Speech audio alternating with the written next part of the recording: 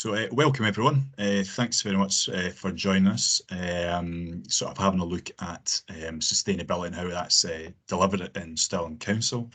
Obviously, just to quickly go through some of the kind of things for the session. Obviously, just try and keep your microphone off, just so obviously when the speakers are presenting, there's no interference. If you've got any questions at that moment in time, please pop them in the chat. We have tried to build into the session, obviously, a Q&A at the end, but there will be people able to kind of answer any questions you've got. You can see there, if you lose connection, you drop out, don't worry, just please join back in. That's no problem at all. Also, as well, if you're kind of wanting to, tweet about anything, you can use the hashtag SLF22. And obviously, these sessions are being recorded as well, so they'll be available for the public viewing. So, morning session, I'm not speaking for long at all. I'm just here to introduce. We're very fortunate in Stirling to have fantastic things going in our schools. We're very fortunate to have obviously a selection of people here today to present. We're starting off with Alan's nursery. Vicky and Kim, they'll be telling us a bit about their setting, their establishment, what they're doing there. And we've got Jennifer Hutton from Dunblane Primary School. We've then got Andrea McFarlane and Daria Ionescu, who's one of our climate ambassadors. We're presenting telling us about the climate ambassador programme. And then we have Iona McCroary from St Woden's Provision telling us what the fantastic things they're doing there. So without further ado, we'll get on. I think it's over to Vicky and Kim. Thank you, Danny. So hello, my name is Kim and I'm the principal here at Alan's Nursery, and I'm here with my colleague Vicky today. So Alan's Nursery is situated in the historic heart of the city at the top of the town, situated near Stirling Castle. We provide a service for children throughout Stirling and offer an extended day year service, and we accommodate 56 children 0 to 5 at any one time. Thank you. Next slide, please. So my name is Vicky, and my leadership role within Alan's was promoting 21st century learning skills and getting our parents engaged in the nursery. But together with Kim, we felt that we could explore this further and start our journey to becoming a Learning for Sustainability nursery. Kim applied for funding, which was successful, and this is where our journey began. Our funding was secured on the basis that we were going to create a garden space where we could grow fruit and vegetables. We wanted our children and families to be fully involved in this process, as we believed we could eliminate inequality that currently exists among some of our families and our learners. During this process, we consulted with our children and they selected the different resources that we would require to get this started. And this is when we got in touch with Keeping Scotland Beautiful and began exploring the different options that we could look into with our learners to make our nursery more sustainable. Our action plan focused on the school grounds, food and the environment and litter, and our global goal was to promote good health and well-being throughout.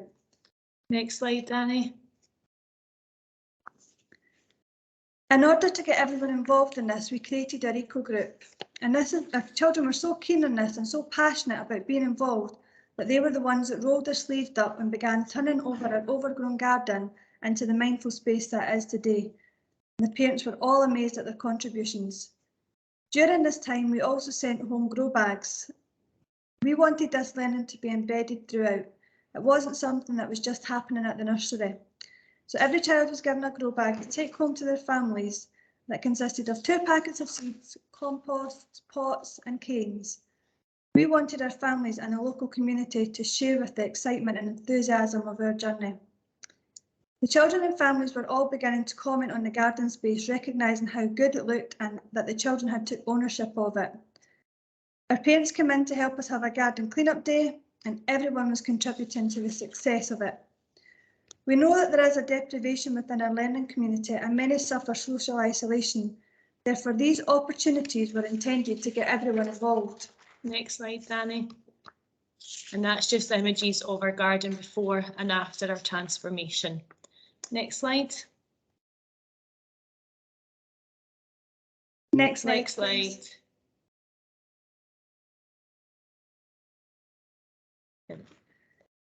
As we were part of Alan's Primary, we were invited to take part in a Makerspace Week. This was an opportunity for children to think about the world that we live in and how we can make a difference while considering the 21st century learning skills. This ran alongside COP26. It was something our young learners were hearing about on the news, but it wasn't something they fully understood at the time. The element of curiosity was there. What was going on in the world and why was it so important? Why did they keep hearing about COP26? So together, our eco group sat down with the challenge and thought about how we could make our world a better place to live in. We wanted our children to be communicating with each other at a level of understanding about climate change. Being creative, coming up with different ideas and suggestions, while critical thinking and coming up with a solution together, collaborating to make the world a better place. And this is where our EcoPod came from. This is when we decided to start a campaign to cycle to nursery. Our learners created a video that was sent out to all our parents, pleading with them not to drive in or around the school nursery grounds as it was causing pollution. And this caused an electrifying atmosphere between our learners and their families. They were all running home talking about why they shouldn't drive to nursery or school, and if they had to drive, they had to park and stride. We had lots of conversations from parents saying they had to leave early as their children wouldn't get in the car as it was bad for the world, causing too much pollution. Again, touching on climate action and introducing our children to what's going on in the wider world. Next slide, Danny. Within a year of starting our eco journey, we had received our green flag. Our children and families were so proud, and our first harvest was very, very successful. Our children helped pick, wash, prepare the vegetables, and then they were used as part of our snack menu. We made potato salads, vegetable soup, rhubarb muffins, and much, much more. Our grow bags that got sent home were also an achievement to celebrate.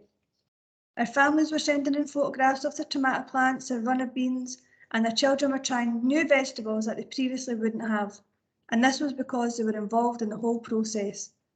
This is clearly demonstrating our learning for sustainability is at the heart of the project. Our children were so engrossed in the life cycle and the process of planting and growing that we decided to take it one step further. Therefore, our focus for next term was looking at healthy living, litter, waste and transport. Next slide, Danny. So we've worked with many community partnerships along our journey. Last year, we received the local school nature grant, which allowed us to buy our litter pickers and our grow to cook kit, along with getting training about the management and maintenance of school and nursery grounds. Then later on this year in February, as part of our in-service training, we were lucky enough to get fire pit training for all our staff to attend. Next slide, Danny. So after receiving these training opportunities, we started to introduce outdoor learning days. This initially started off one morning a week, but to target almost all of our children, we have introduced an afternoon session. The children experienced a full morning or afternoon outdoors. We made campfires to prepare our snack and keep warm. We made dents when it was wet, and we had lots of fun in puddle play opportunities and encouraged the children to learn through play in the outdoor environment. It has encouraged our children to manage and assess risks and has empowered them completely. Next slide, please. So as said before, starting our new journey towards our next clean flag, we decided to explore where our food comes from in line with the children's current interest. This is when we invited Katie Brisman from Ret along to visit us to nursery, and she shared her knowledge and expertise about the field to fork process. This was a fantastic opportunity and a company and charity that I would highly recommend you look into during your sustainable learning journey. They have so many training opportunities available, and it certainly gave our children a food for thought throughout. Next slide, please.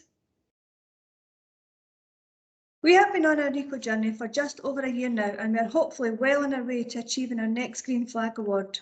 Our action plan this year is to tackle healthy eating throughout by planting our own crops and understanding the field to fork process, which was very successful. We've just started a litter topic, and then we'll move on to transport. Our global goal this year is around climate change, and that's obviously very fitting considering what's going on in the world. Our aim is to become a sustainable learning nursery, and we hope to give our children and families the skills, the knowledge and confidence to make the difference to the world we live in. And we hope the small changes that we are making locally will hopefully make a difference to someone, somewhere, nationally, and then globally. making our world a better place to live in. Thank you. Thank you.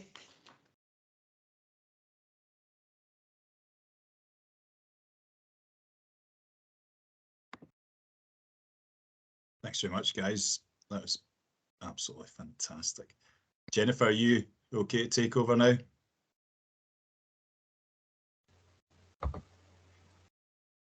Yes, Danny, that's me ready. Thanks very much. Okay, thanks very much, Kim and Vicky. That was really inspiring to hear your journey at Allen's and hopefully get to visit at some point. So today I'm going to just be taking you through our whole school approach to learning for sustainability at Stirling Primary. If you put on the next slide, Danny, that'd be great.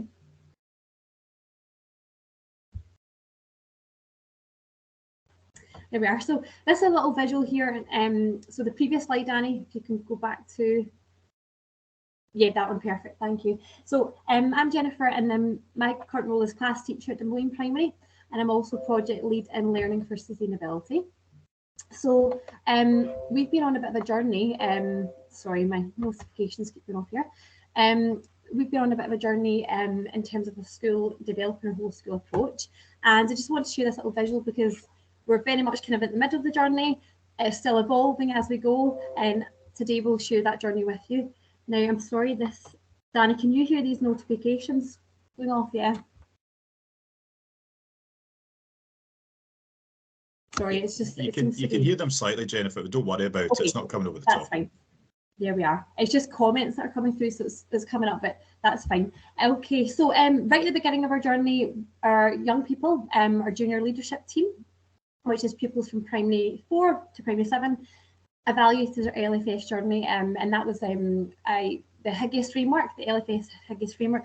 I've broken that down into child-friendly language, and they had then evaluated that and then planned our next steps. And that happened back in 2019, just kind of before lockdown time, and we had lots of plans in place, and obviously those adapted slightly during lockdown learning, but we've been continuing on that journey since. And next slide, Danny.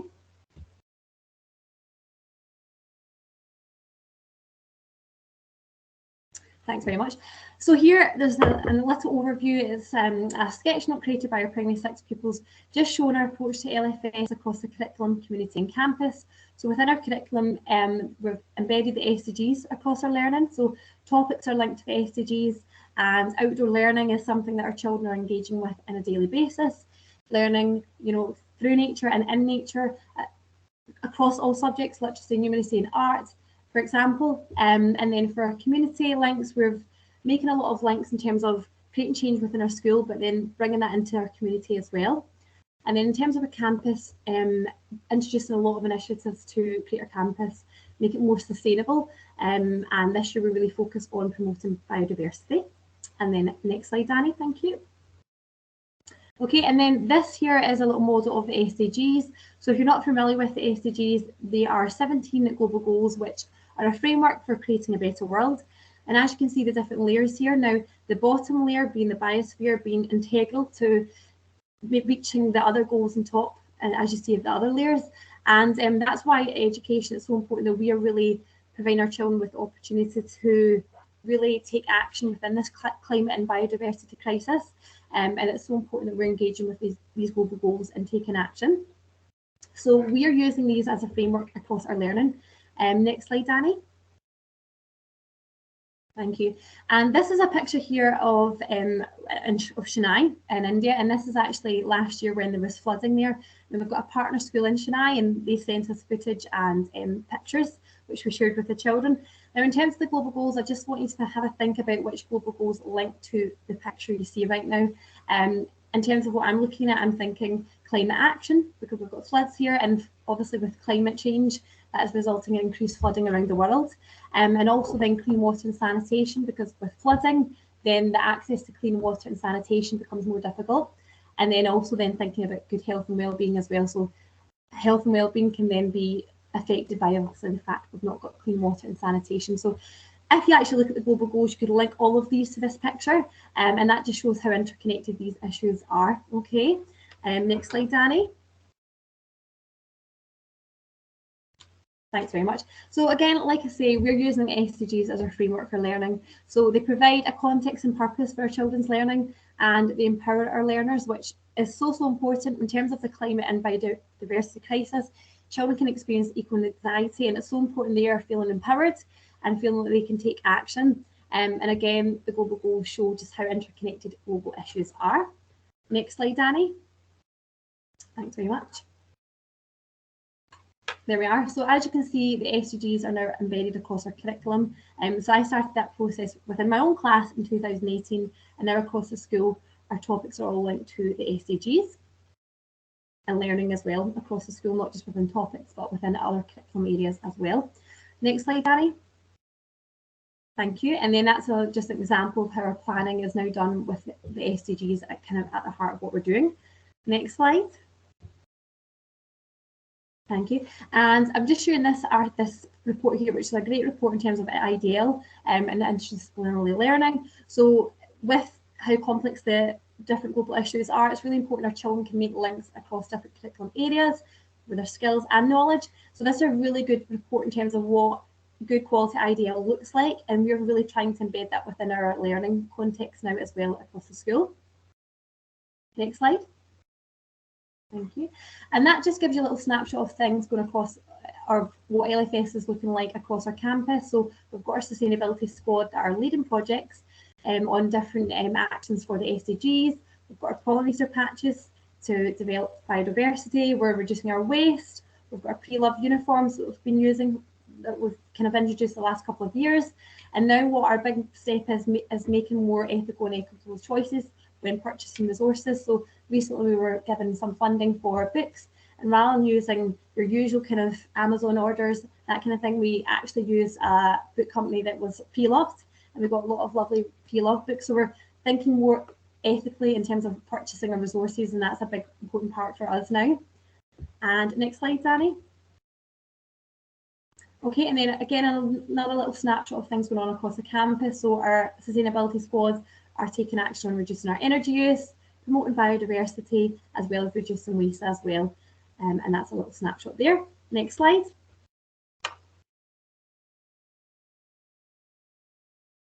And again, our community. So you can see our young children are now going home at school, from school, and wanted to litter picking. So the LFS ethos is really kind of feeding into their home life as well, which is great to see. And the things that they're doing at the weekend, they're writing letters to companies and demanding action. So it's not just happening in school, but also feeding into their wider life as well, which is great to see. And next slide.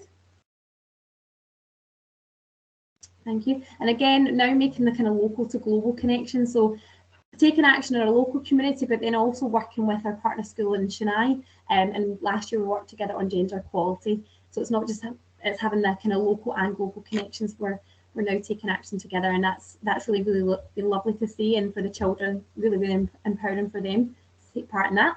Next slide. There we are. And just a reflection in terms of what has worked well for us. So learners as leaders, so they have been at the heart of this journey for us, and they will continue to be, because that's their future and we want them to shape it. So that has been integral to our journey. The curriculum, campus and community approach to LFS as well has been really good, because it's given us a kind of simple structure to follow in terms of what we're working on across the curriculum, campus and community. And that's really helped to create this LFS ethos. And then next slide.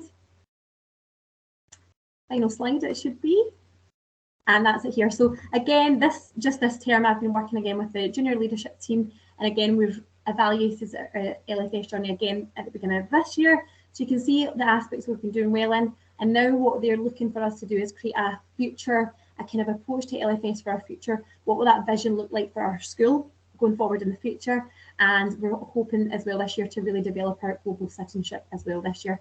So that's a little snapshot. We're still on our journey and it continues, and there we are. And I hope you've got some ideas from this session today.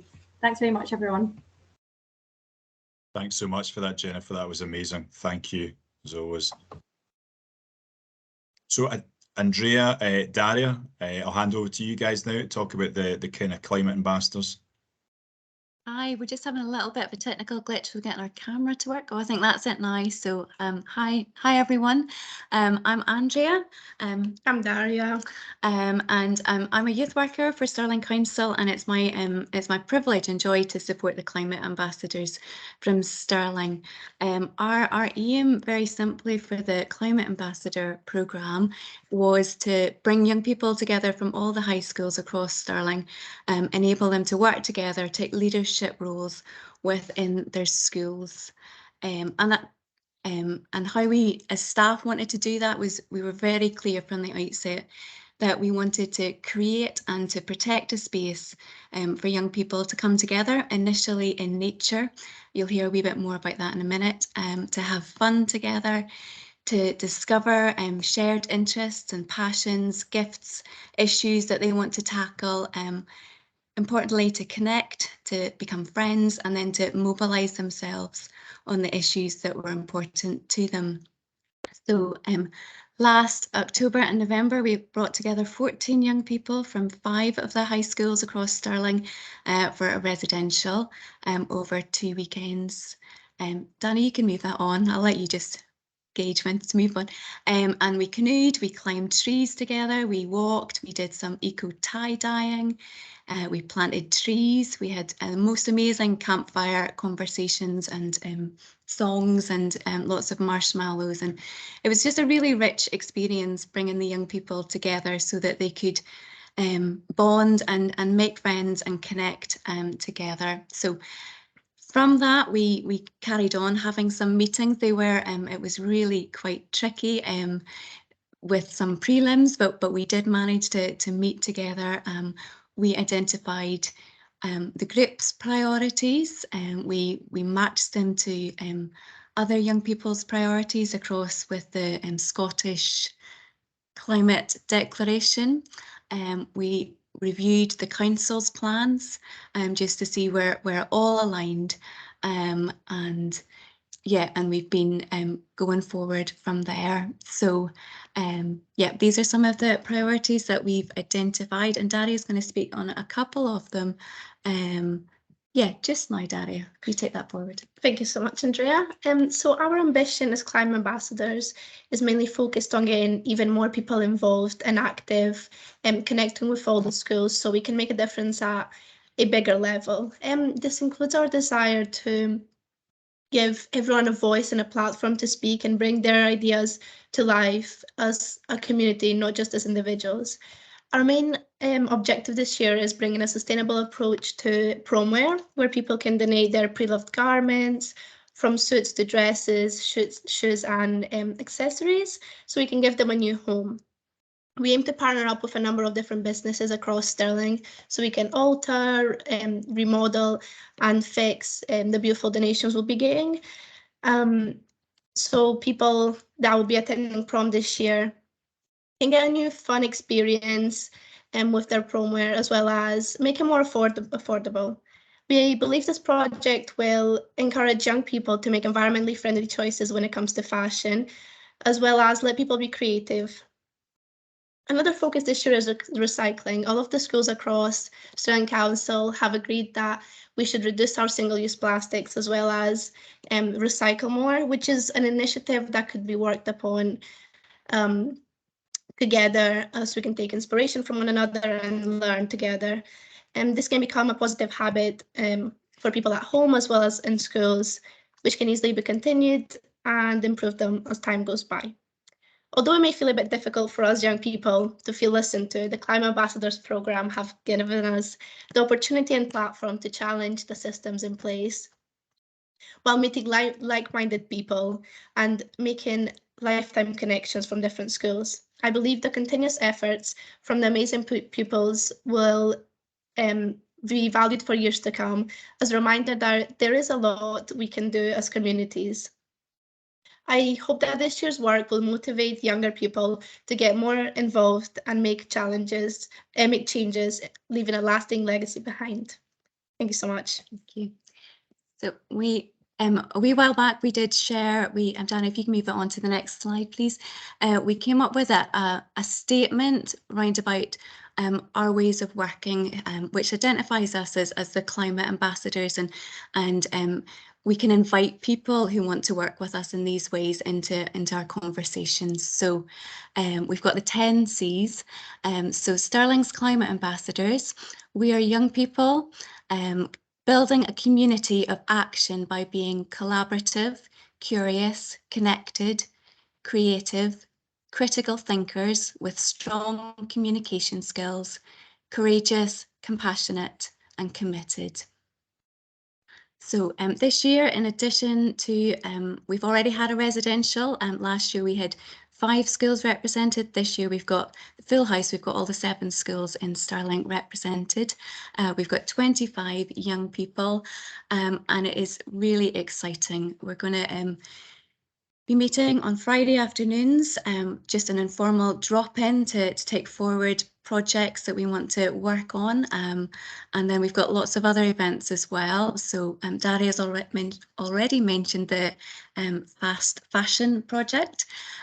We've also got an energy data project across all of the schools, and focusing on food waste, reusable water bottles, and tree planting. We're going to come together again in November and do lots more tree planting. But there's a lot of energy and there's a lot of hope and momentum that we're building. So we're really excited for the future.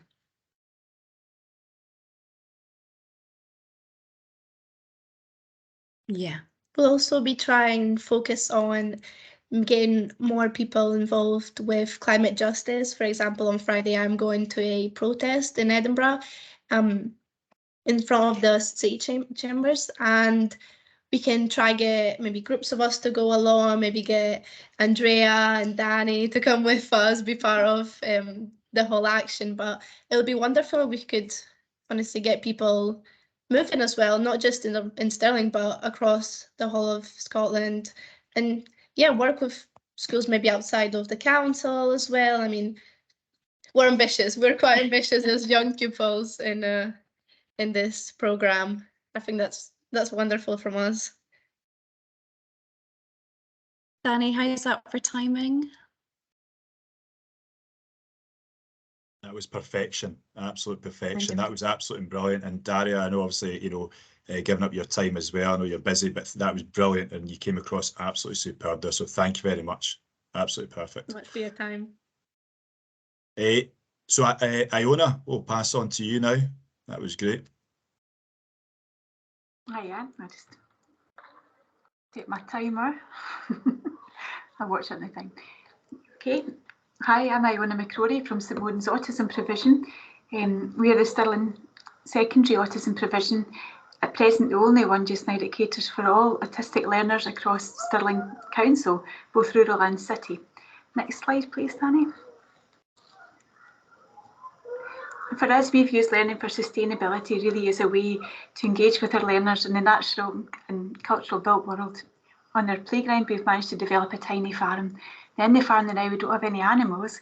We have animals that visit, but our focus is mainly just now on growing food that we can then share within our community to Salvation Army and different food banks and kitchens within our reach. Next slide. So in here we can see a picture of our learners. Many of our learners come along. They're not learners with just autism. They have other co-current learning disabilities.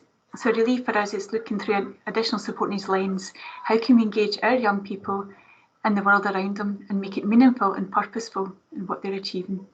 So in here you can see the kids have built their own raised beds, which they look after in the polytunnels. And then the next slide is our orchard that is within our playground as well.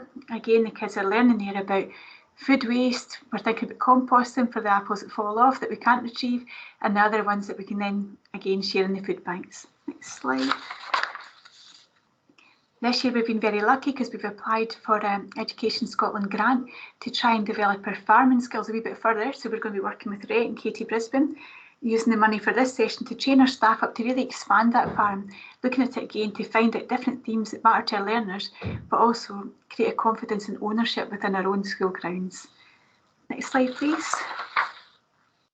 So in here we've got a wee picture. We work with many different partners. We're very lucky.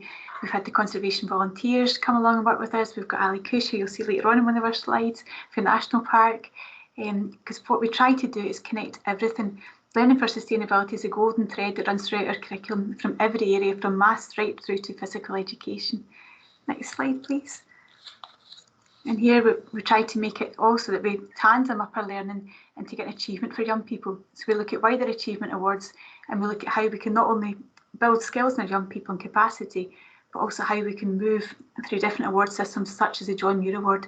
And in here we've got a learner who is very keen on bird watching, and he's developed that a step further by making bird boxes which we've placed in the school grounds. And this year we've got wee blue tits that came along, and then we also have a wee bird feeder in the window.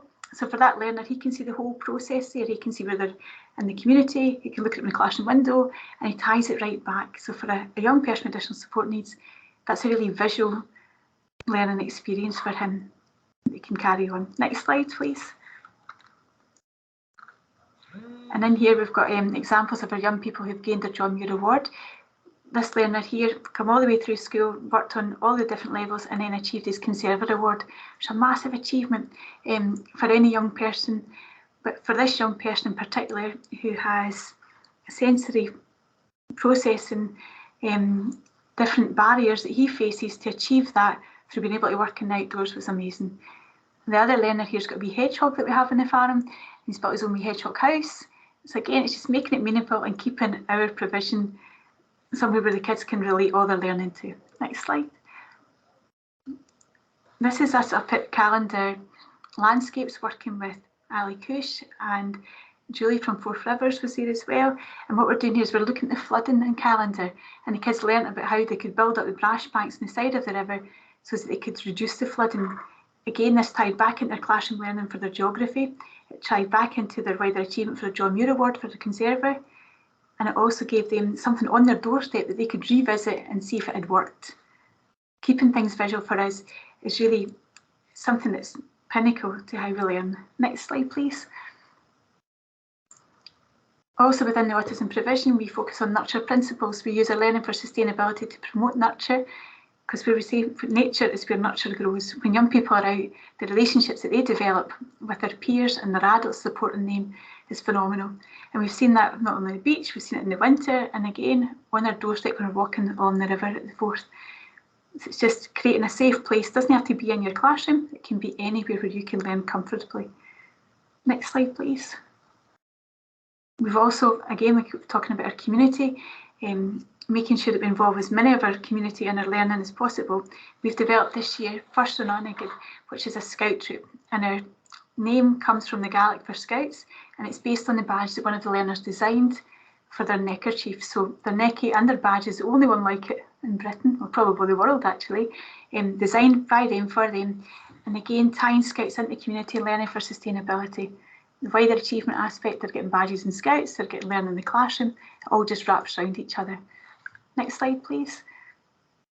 This is us out doing our Duke of Edinburgh. We're so fortunate in Stirling because of this beautiful landscape on our doorstep, and we have partners like Andrea and Ali Kush who can help us promote by going into the wildlife and into the national park and looking at just different ways to move around, either on our boats or on our feet. Or in this case, we've got a learner who's been caving at Barwood to gain different skills for a Duke of Edinburgh Award. Next slide, please. We work with another partner called Avon Outdoors, formerly known as Polar Academy. We come into school, work with our learners so that they can get other role models that are not just teachers, and we really focus on immersing learners in social opportunities, widening up their learning opportunities. Next slide, please. And then this is us, our outdoor learning. So for us, taking learning outdoors has many pedagogical and development benefits for learners. Because they're getting a chance to really immerse yourself in there in different sensory experiences and work. Quite often there's an assumption that if a learner has autism, that they wouldn't be able to go outside and go into a different environment where there's different noises and different textures and different smells. What we've shown through provision work is that any learner can enjoy outdoor learning, and they can enjoy learning for sustainability with the right support. And here's some examples here up at Dunningham's. Next slide, please. Here we are with Ali, and this is us looking at them developing the young workforce, and we're working in National Park here doing the Junior Forest Rangers. Again, learners going out, experiencing work, experience what it's like to be a forest ranger, and just following the footsteps of John Muir, working in the National Park and learning about their environment and conserving it. Next slide, please. And then to finish up, we've brought together a Learning for Sustainability Fire Pit Charter, which was invented by Danny, and we were lucky enough to host it. But this was just a great opportunity for everybody, like-minded people, to come together and keep that professional learning dialogue going and spreading the golden thread throughout our school communities and professional communities. So just to finish up there, this is an example of the happy faces doing their good practice. And that's us. That's brilliant, Iona. Thank you so much. The folks are brilliant there.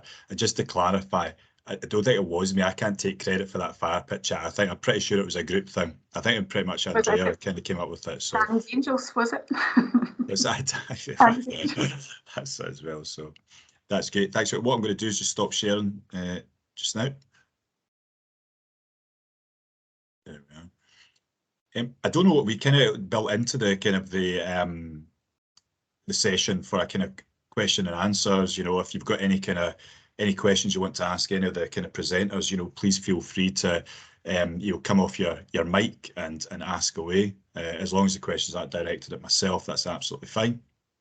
And just before we do, I just want to say a massive thank you to all the presenters there. I think, you know, for me, obviously my remit of London sustainability across the whole of Stirling, I just, when you see and hear what's going on, it's just absolutely fantastic, and really it's for me to try and be able to share everything that's going on in that as well. So it's absolutely amazing. I think even though you know what's going on, when you hear it, I think it's just so inspiring, and it just kind of really builds your motivation. You know what I mean? You think, right, come on, what else can we do? But that's absolutely brilliant. Just thanks again for doing that. So, and I'll be quiet now. So if anybody wants to come in and ask a question, please do. Danny, there was a wee question in the chat around if you're a class teacher, so I think it was specifically for Jennifer, and I think she has answered that. Just to wonder if you want to come in and say some more about that, Jennifer, how as a class teacher you can, you know, create and then build that momentum within your school. Yeah, that was a really good question, because actually, yeah, often when you're leading things, you're normally maybe principal teacher or you've got a leadership role within the school. So I was obviously a class teacher at that point in time. But I was doing my master's at that point in time, so I was doing a lot of professional learning around sustainable development and education. So that kind of gave me the platform to be able to share what I was doing and then give me the confidence as well to take it forward. And as I mentioned in the comment in the reply back, that my head teacher was very enthusiastic about LFS, so she very much gave me the control to then lead that within in school. And then as I was doing it with my class, other classes or children were very keen to then take part. So it kind of started to just filter through the whole school, and that's now where we are as a whole school, which it's kind of been a gradual process, but I've been very well supported in terms of my head teacher and the team around me as well. That's great, Jennifer. Thank you for that.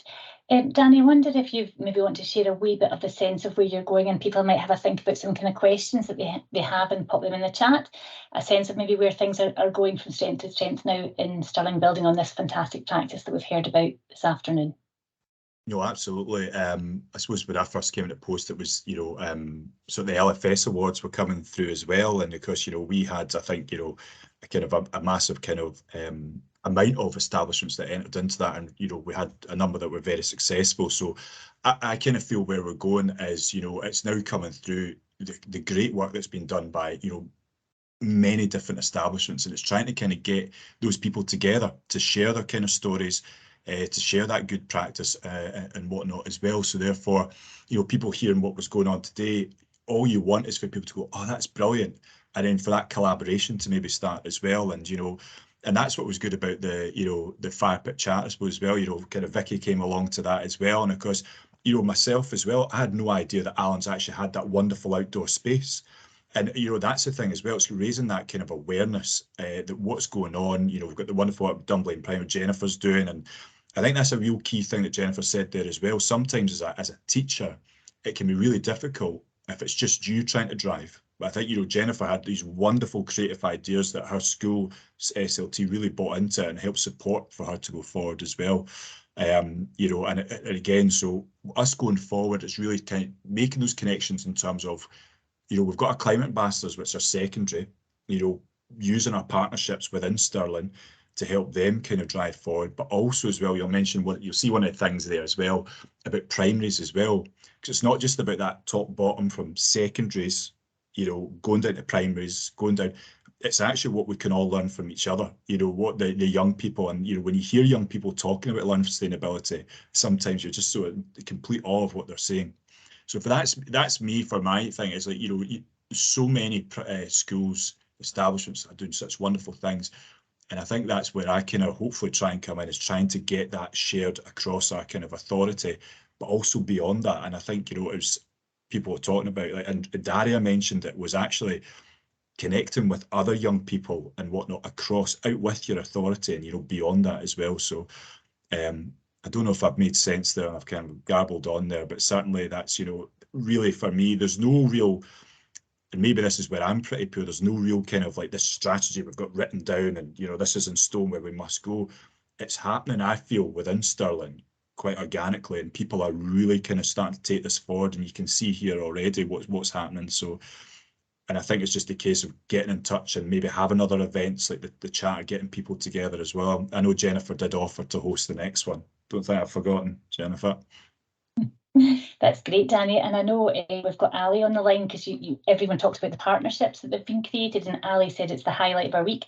Ali, I wonder if you want to come in and even see from a partner's perspective and what that's like in affording practitioners and young people these opportunities.